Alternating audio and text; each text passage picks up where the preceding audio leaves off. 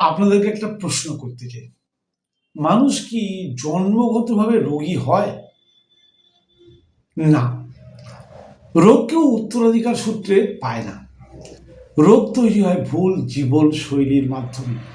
আপনি যত বড়ই ডাক্তার দেখান না কেন, যদি আপনার দৈনন্দিন 4টি মৌলিক লাইফ লাইন যাকে বলা হয় ঠিক না থাকে, রোগ আপনার পিছন কখনোই ছাড়বে না। এই 4টি যে লাইফ লাইনের কথা বলছি, এই 4টি লাইফ লাইনই হচ্ছে আমাদের জীবনের নিরোগ সূত্র। প্রথম লাইফ লাইন হচ্ছে খাবার। আমি বহুবার বলেছি, আপনার শরীর এটা কিন্তু কোনো কারখানা নয়।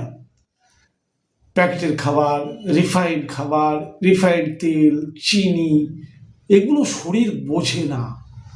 ফলে লিভার ও কিডনি অতিরিক্ত চাপে পড়ে যায়, কারণ এরাই তো ওগুলোকে বের করবে। আপনি তো খেয়ে খালাস, খেতে খুব টেস্ট লাগলো, টেস্ট বাড়ানোর জন্য বিভিন্ন কেমিক্যাল দিয়ে টেস্ট বাড়ানো হয়েছে, আপনি খেয়ে নিলেন, ফলে লিভার কিডনির অবস্থা নাজেহাল হয়ে যাচ্ছে।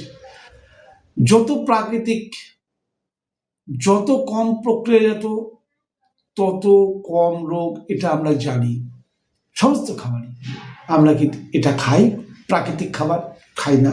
কম প্রক্রিয়াজাত খাবার অর্থাৎ সেদ্ধ খাবার, স্টিমড খাবার, স্যুপ ফর্মের খাবার খাই না, কারণ টেস্ট নেই। অতএব এই প্রথম লাইফ লাইন খাবার পরিবর্তন করুন। কি করতে হবে? প্রাকৃতিক খাবার বেশি খেতে হবে, কম প্রক্রিয়াজাত খাবার খেতে হবে, ব্যাস। দ্বিতীয় লাইফ লাইন, নড়াচড়া। খাবার খেয়ে বসে থাকলে রোগকে আমন্ত্রণ দেওয়া হয়, অতএব নড়াচড়া করাটা খুব দরকার। তাই ঋষিরা বলে গেছেন যে শরীর চর্চা করাটা খুব দরকার। আমি বলছি না যে জিমে যান, আমি বলছি নিয়মিত হাঁটুন, কারণ শরীর নড়লে ইনসুলিন, রক্ত, লিম্ফ সব ঠিক থাকে। আজকাল ঘরে ঘরে ডায়াবেটিস, ঘরে ঘরে টাইপ 2 ডায়াবেটিস। টাইপ 2 ডায়াবেটিস মানে ইনসুলিন রেজিস্ট্যান্স বাড়ছে। একটু শরীরকে নাড়াচাড়া করুন, একটু হাঁটুন, ইনসুলিন রেজিস্ট্যান্স কমে যাবে। তাহলে শরীর চর্চা দ্বিতীয় লাইফ লাইন। তৃতীয় লাইফ লাইন, ঘুম। রাত জাগা মানে নিজের লিভারকে শাস্তি দেওয়া। রাত 10টা থেকে 2টোর মধ্যে শরীর নিজের ক্ষত নিজেই সারায়। এই সময়টুকু যদি আপনি নষ্ট করেন, তাহলে ওষুধেও কাজ হবে না। কিন্তু আমরা কি করি? বেশিরভাগ মানুষই এখন রাত 12টা, 1টা, 2টো, 3টের সময় ঘুমাতে যায়। আপনার রিপেয়ারিং টাইমটাই আপনি জেগে কাটিয়ে দিলেন, তাহলে শরীরের যে পুনর্নির্মাণ প্রক্রিয়া সেটা তো বন্ধ হয়ে গেল। আপনি ওষুধ খেয়ে কি করবেন? ওষুধ আপনাকে সুস্থ করার ক্ষমতা রাখেই না। চতুর্থ এবং শেষ লাইফ লাইন, ওষুধ সম্পর্কে সচেতনতা। সবসময়ের সমাধান ট্যাবলেটে কিন্তু নেই।